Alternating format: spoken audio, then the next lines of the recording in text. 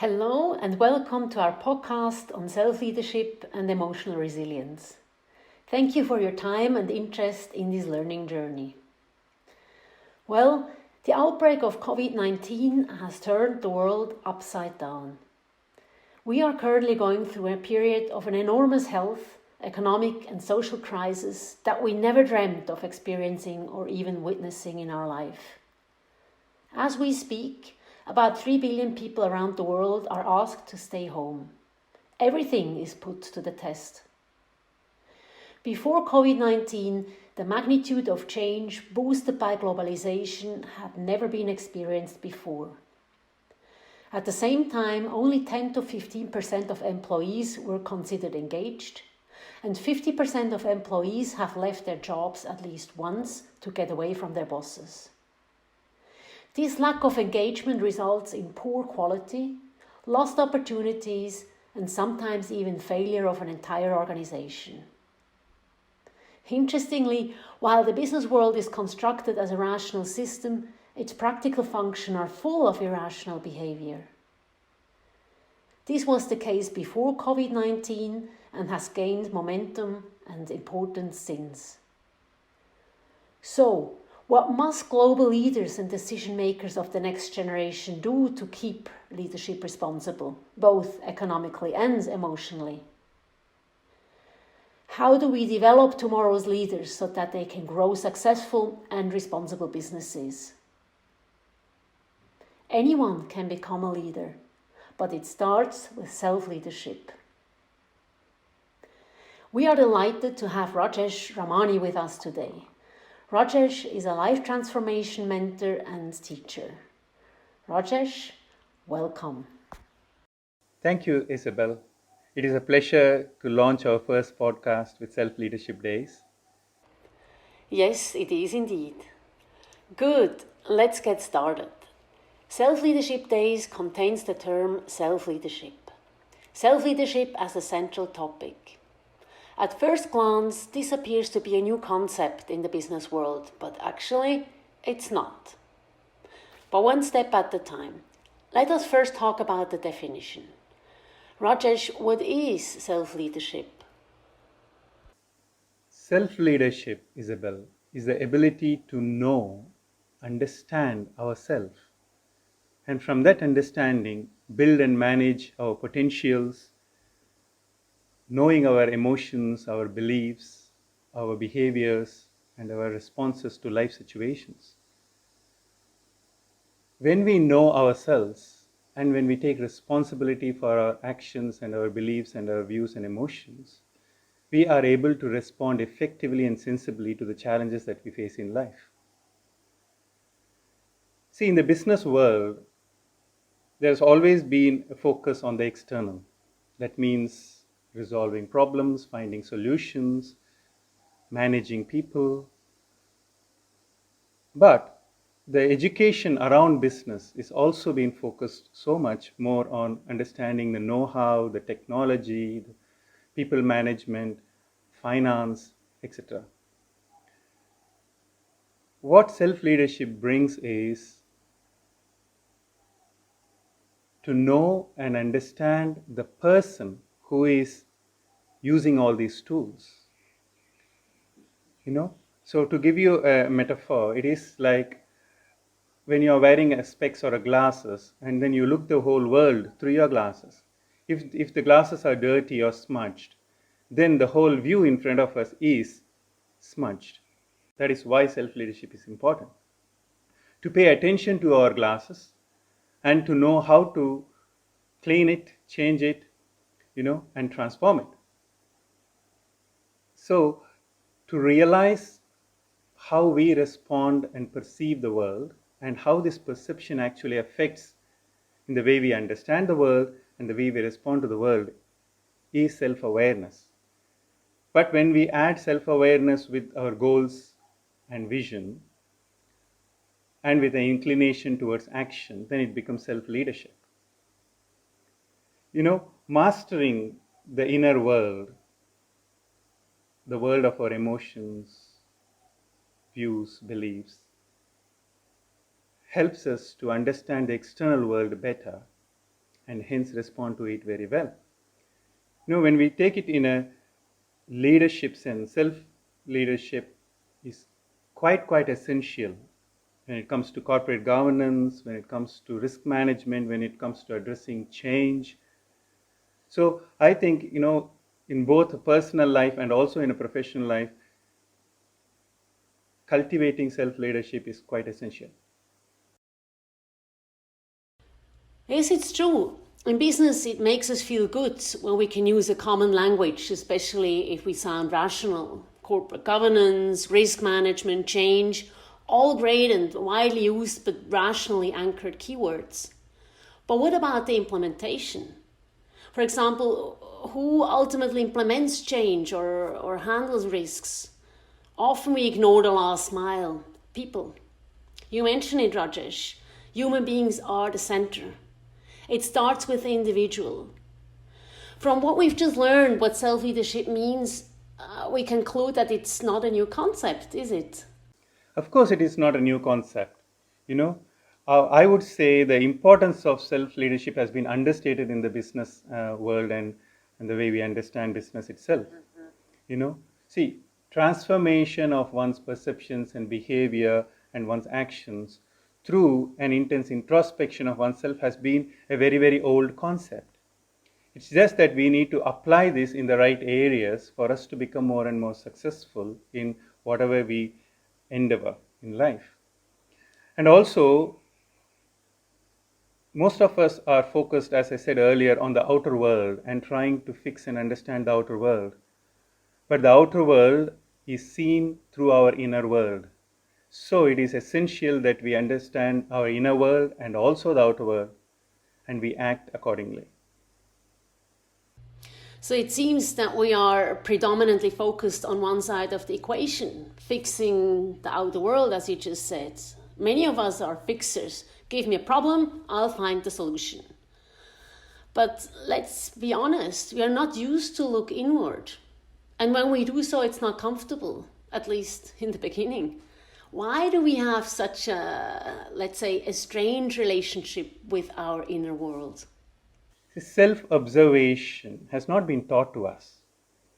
Whenever we try looking into ourselves, we either been scared of what we see or we are scared of the questions that come up within us. And also in our society, starting from our childhood, our parents, or in our schools and in our education system, not many of us are taught to look into ourselves. And in many areas, even acknowledging one's emotions are seen as a taboo. And it's as though it is a weakness. So our focus has been driven only into the outer world. And we see problems outside and we have to fix them through our intellect and through our intelligence. But I believe true intelligence flowers only when we have an awareness of our inner world, and also we extend this awareness to our external world. We need to be trained in the skill of self-observation. And self-observation will eventually become self-awareness, and which will help us cultivate self-leadership. So just to clarify, self-leadership and self-development sound similar, but they are not the same. There's a slight distinction. Can you please elaborate on how the two differ? Yes, Isabelle. Self-development, I would put it in the context of learning new skills, new information, knowledge, or even changing one's behavior and approach towards life.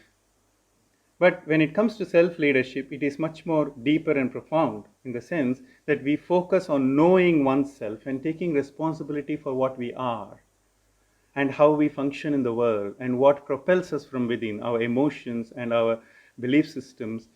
And so when we look at ourselves from that view, we also bring about a deeper level of transformation, which is possible.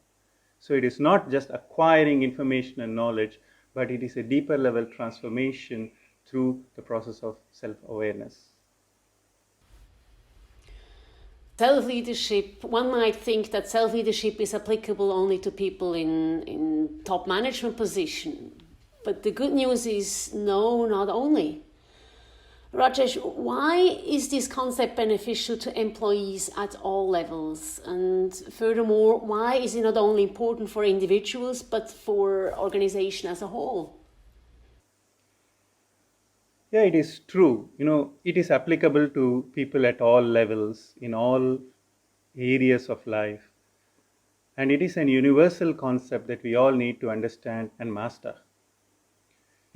Everyone dons a role of a leader in one area or other of life. Everyone is a leader. Either it could be the roles that we take up, the roles in our team, in a particular project, in our organization, or even roles in your family. And most importantly, everyone leads one's own goals and one's own dream to achieve their potential. So we are leaders in that concept of our own destiny. What I would say is anyone who is willing to transform oneself and help the transformation of people around them or the organization to which they are connected, they are ready for self-leadership. It's not necessarily top management. It's not necessarily when you start working as a leader of a team. At every stage in one's growth in life, self-leadership plays an important role. When you look at an organization itself, organization is a group of individuals coming together to create a common business objective, and this objective brings a pooling of resources, physical, non-physical, mental, emotional, all of them together. So the organization actually is a reflection of the culture, values, and beliefs of the people who comprise it.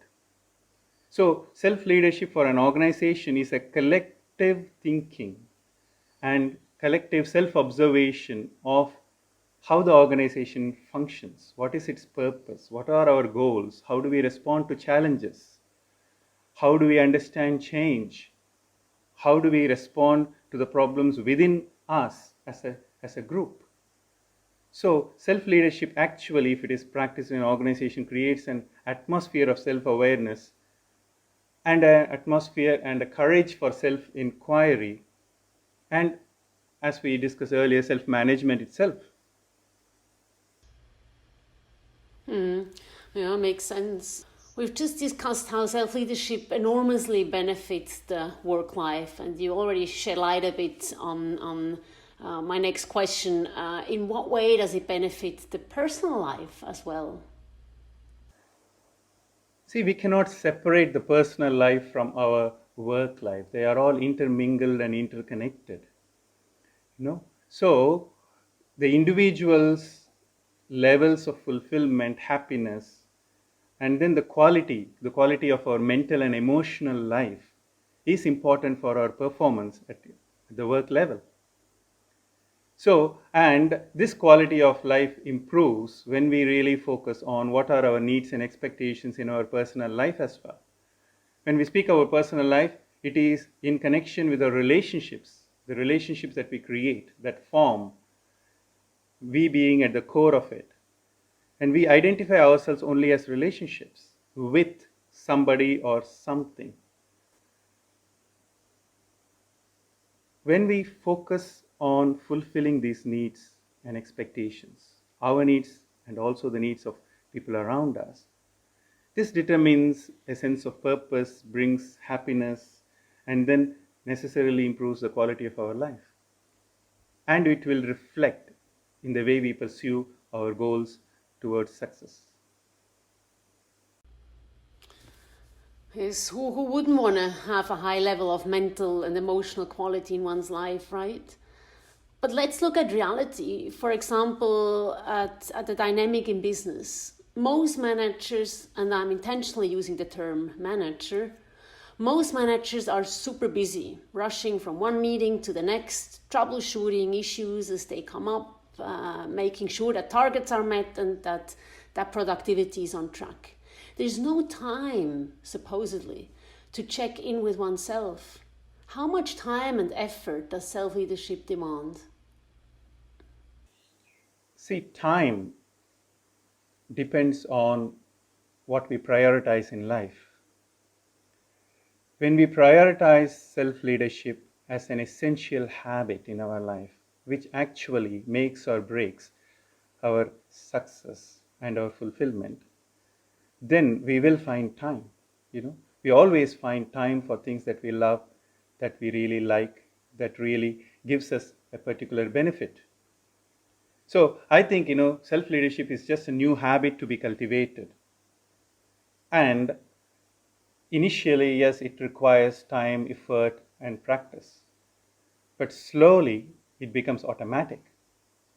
The ability to know what is happening in me and how I function in the world will become automatic, and it will become second nature.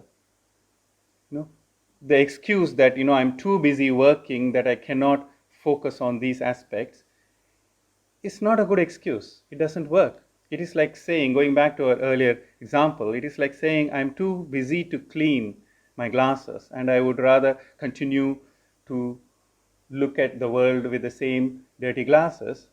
Doesn't sell. It doesn't work. Yes, I'm I'm too busy to tie my shoelaces because I need to keep running. Exactly. Also there is the old story of a woodcutter, whose productivity decreases day by day by day. And then he is so confused about that and he goes to his boss and he says like, I don't know why. The first day I cut 10 trees, now I'm cutting only 4 trees, but I'm working really hard. And then his boss says like, when was the last time you sharpened your axe? In this context, the axe is not a literal axe, but it is our own self. It is our own emotions, views, beliefs, our own self. So that is where self-leadership comes, and that is why it's absolutely important.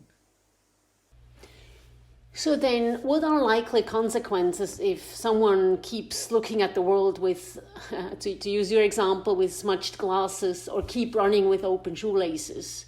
Meaning, what are the consequences of neglecting to spend time on self-leadership? Why would someone not take the time? Maybe because we think it can't be measured, but it can, right? How would you describe the measurement of lack of self-leadership? See, self-leadership is like looking into a mirror. It basically shows yourself. We can't run away from ourselves. Actually, I think it is an opportunity to better oneself. It is an opportunity to look into ourselves, look at the flaws, look at what we actually are, and then transform what we are so that we become better individuals, so that we become better organizations capable of achieving our true potential. The consequences of neglecting self-leadership, I would say the first thing is a lack of clarity. When things go very well, we are all happy and going very well with it. But when things don't go the way we expect them to be, then we lose track of what is happening. And since we don't know how to look into ourselves, we have poor judgment of the world around us. We have poor relationships, then which leads to poor decision making, or we overreact or underreact to challenges in life. And when it is an organization, a group of individuals, then we create a toxic work culture, and employee engagement is really impacted in a bad way, and productivity suffers. When we look at measurement of this, there was a 2017 study, you already touched upon it earlier. About 50% of employees leave their jobs only to get away from their bosses. And that is a big number when we look at it. And then when we say bosses, it is not just the bosses, it is the behavior, the culture, it is the way leadership functions, it is the way organizations function. So that's what it reflects. And also the study that 10 to 15% of employees, or only 10 to 15% of employees fit the definition of an engaged employee.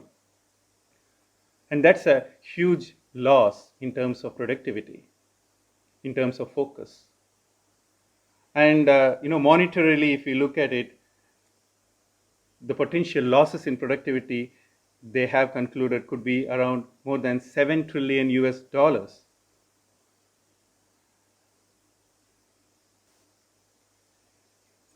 I think all of this is connected to leadership issues due to a lack of self-awareness and self-leadership in addressing emotions, behaviors, and our manner of functioning with each other.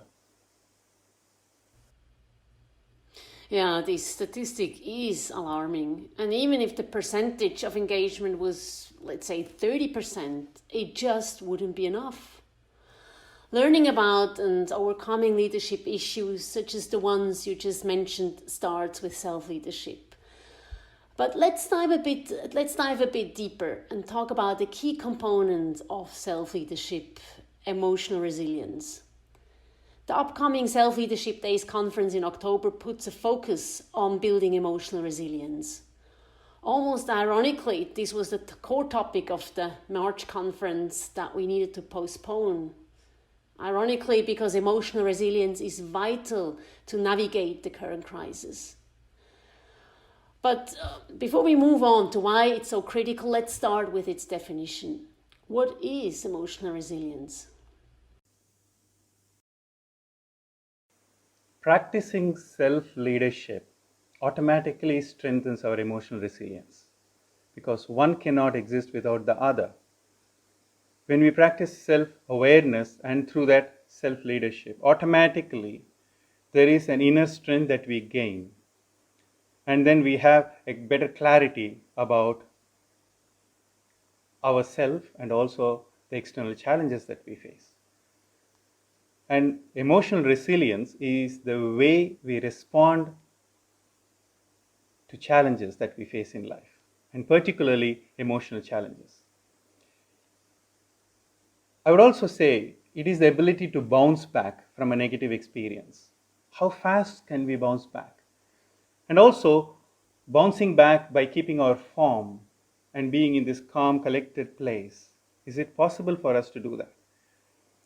It is not the extreme where people say I should not be touched by anything and I will not experience any emotions. No, it is not that.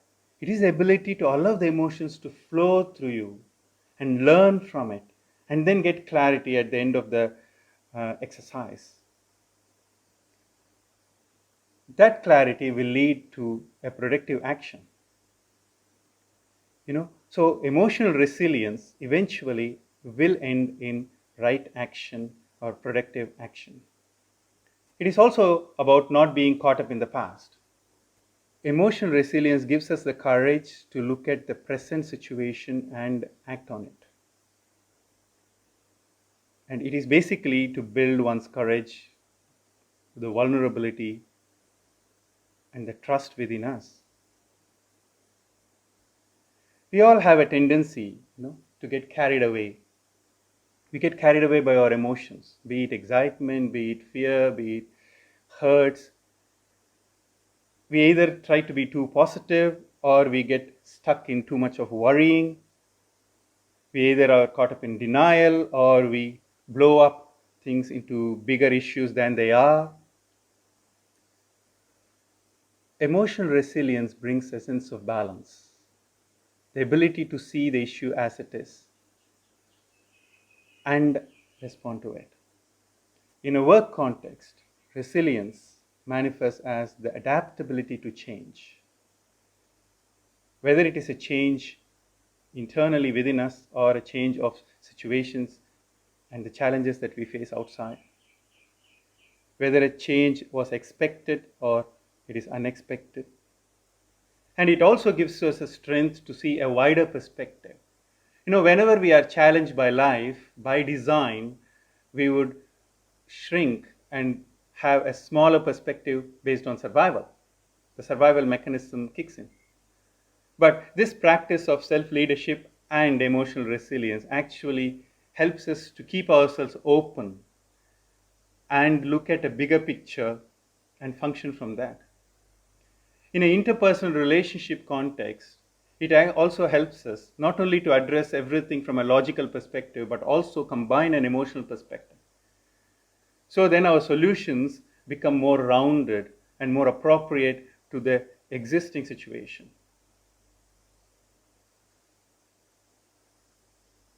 Our actions are also determined by our emotions, naturally. If we have a mastery over our emotions, then our actions are also balanced actions. Then we will not move into either of the extremes. When we function from either of the extremes, then we are either stressed out, burnt out, or we lose initiative, we are too relaxed to function and take any decisions. Right action arises from a resilient mind. And this is important for us to remember. Yeah, absolutely. Has always been important, and today and tomorrow even more than ever. So you just mentioned the numerous benefits of emotional resilience, Rajesh. In turn, there's no doubt that the costs of lack of emotional resilience are high.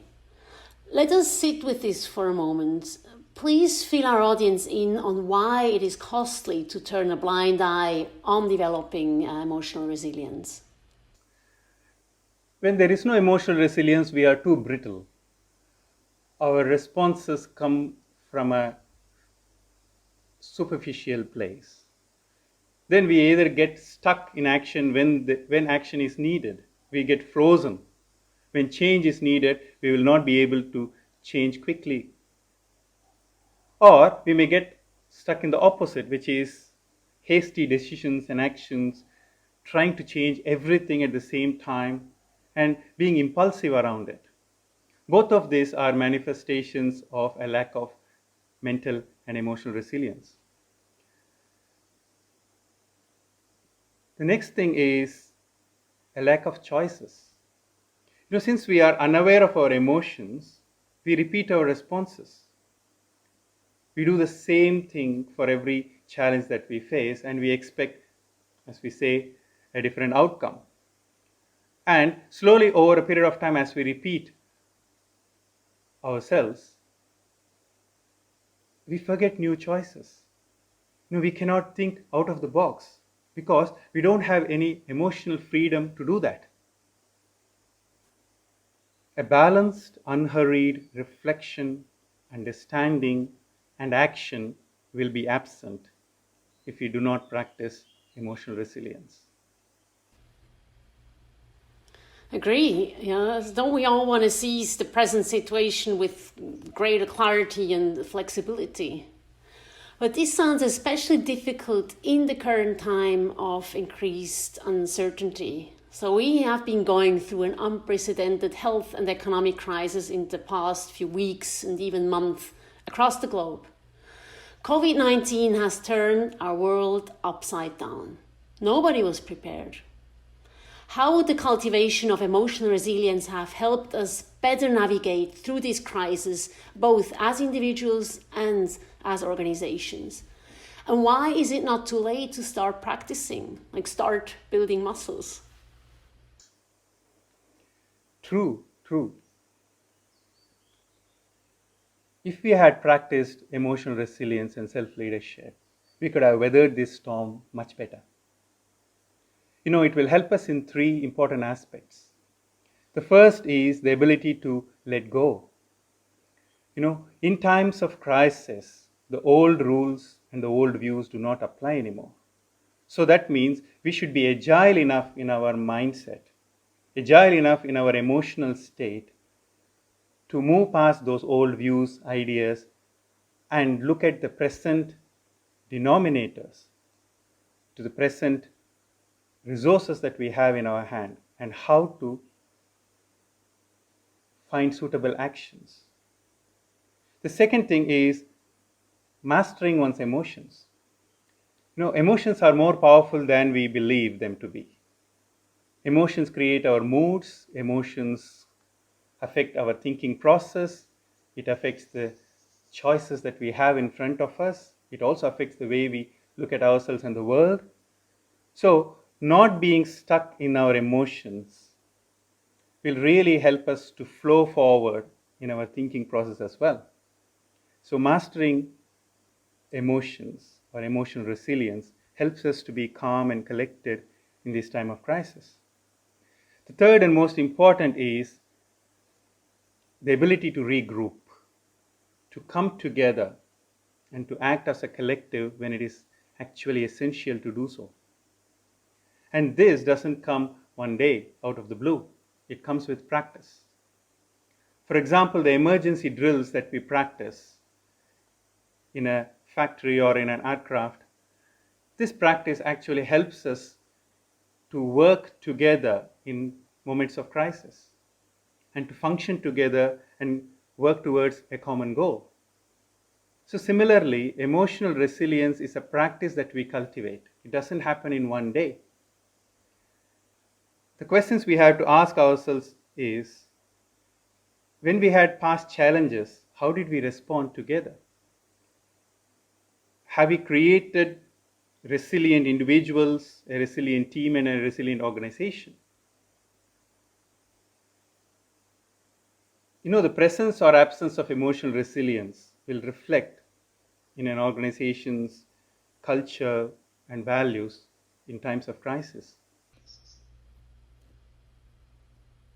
It's a nice metaphor you use in the beginning, to weather the storm and become storm-proof. The ultimate goal is that we don't just learn to survive, but also to thrive, right? So all of us are or will be affected by this crisis in one way or the other. And we all know, or at least sense, that there is, how shall we say, no way of going back to business as usual once this crisis is over. But are we really ready to reinvent ourselves? How can we get best equipped? Now, as you say, Isabelle, business as usual is over. So it's not a question of are we ready to reinvent, but it is our prerogative to reinvent ourselves. It is quite important for us to reinvent. But firstly, we have to look at what do we learn from this crisis? What does it show? I would say it shows that we are more interrelated than we thought we were. We all knew that it was a globalized world, but such a crisis brought it out into the open, how interrelated we are. And secondly, we understand that emotions affect our economy as much as a supply chain disruption affects it. Because emotions do travel around in this world because we are interrelated. Somebody being scared somewhere in New York affects every other person around the world. And thirdly, we need to understand the importance of relationship and trust that has come to the fore. And these are times when people are scrambling to find trustful people and trustful relationships so that we can work together, so that it is possible for us to get out of this together. So if we need to equip ourselves, I would say we need to focus on a few points. The first one is we need to question our priorities. What are my needs? What is my purpose? What is my vision? Be it an individual or as an organization. And secondly, we need to look into our values. Where are our values? How have we been functioning? And how should we function as we move forward? Should we be self-centered, or should we function encompassing others' well-being as well?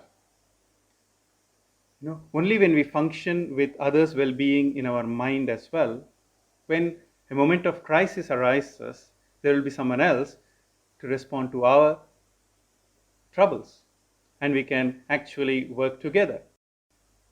Thirdly, we need to address our ability and willingness to support each other. This happens by forging strong relationships in all contexts, being an individual or as an organization.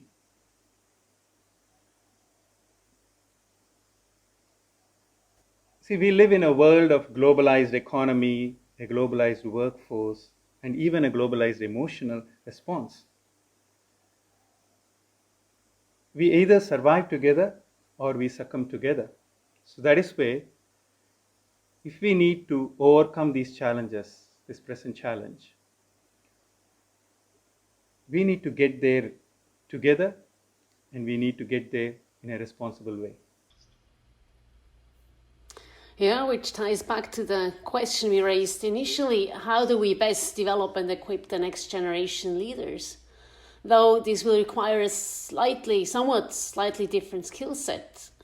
But the current crisis can help foster such crucial skills. When we look at the shutdown of most countries that forces many people to stay home and work from home, we human beings are social animals, and so we're not used to spend so much time at home with ourselves, our partners, our families.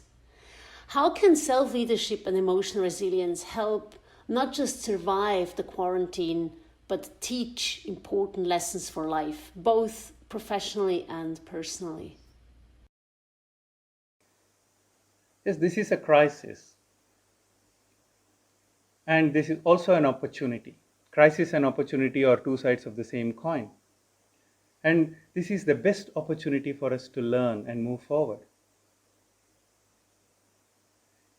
See, learning doesn't mean just keeping ourselves busy or trying out new things. No, learning happens by being still and paying attention to what is happening outside, inside, and what is the response that is needed. So, this learning can happen only around a few parameters. So that's why the first one would be to build a structure and discipline around ourselves, around our work, around our time. This creates a sense of clarity and a sense of purpose. So when we have a structure and disciplined mind, then focus is automatic, then all unnecessary thoughts and emotions fall away, and we can function with clarity. Second one is to develop a healthy introspection. We should teach ourselves to look into ourselves, to observe ourselves. It need not be a formal meditation. It is just a few minutes to look at ourselves. What are my thoughts? What are my actions? Where do I arise from? Where am I journeying to? Just asking these fundamental questions and looking at ourselves. This way, this will help us to prioritize our needs, prioritize our actions, and focus on the immediate action that has to be taken. And that action could be to wait, or that action could be to act. And thirdly, we need to reconnect. We need to reconnect with people and relationships in our life. The outer world and the stability of the outer world, as we know, has been shattered, or at least it is shaky. Now, where do we find the strength and courage to fix that? And that strength and courage comes from our inner meaning, our purpose, our connections, particularly from people who care for us and people whom we care for. So strengthening these relationships and purpose and meaning of our life brings us inner strength and courage to handle these situations and come out successful. Yeah, absolutely, Rajesh. The interconnectedness of the world has shown its weaknesses, but it has also shown and will continue to show its strength. Human connections are critical since they deeply impact us, and with it have the power to change the world. Well, with such powerful words, we're approaching the end of our podcast. Thank you, Rajesh, very much for these wise thoughts and clear statements. Thank you, Isabelle. Thank you. I agree with you completely on the interconnected nature of things. And when we recognize this interconnected nature of our behavior, of our interdependence in this world, it brings us tremendous faith. it restores faith in ourselves and it restores faith in the collective. And this faith will be the propelling force to move us forward and take us forward. Speaking about the collective, thank you also, dear audience, for your time and your interest. We truly hope you've enjoyed embarking on this journey with us. It is important to learn to enjoy the ride towards improved self-leadership. Nope, it's not always easy or comfortable, but what it yields in personal growth is much more significant than you can conceive of. Before we close, we would like to give you an outlook on the next Self-Leadership Days. The conference will take place on October 30th and 31st, 2020 in Zurich, and it will offer a deep dive into the topic we discussed today. Build emotional resilience, transform the power of emotions into powerful actions. It would be really wonderful to have you with us in October. You wonder what you will get out of it? You will, for example, acquire a wide range of leadership level tools that will help you succeed in your leadership roles. In the meantime, we offer coaching sessions for individuals and organizations. And concurrently, we're building a platform that includes an international network of like-minded people. If you're interested, feel free to contact us at info@selfleadershipdays.com. But you can also find more information about the conference series, as well as information, publications, videos, etc. on self-leadership on our website, selfleadershipdays.com. Now, we wish you from our heart all the best, good health and a sane mind. Stay safe and take care of yourself and the people around you. Thank you and goodbye.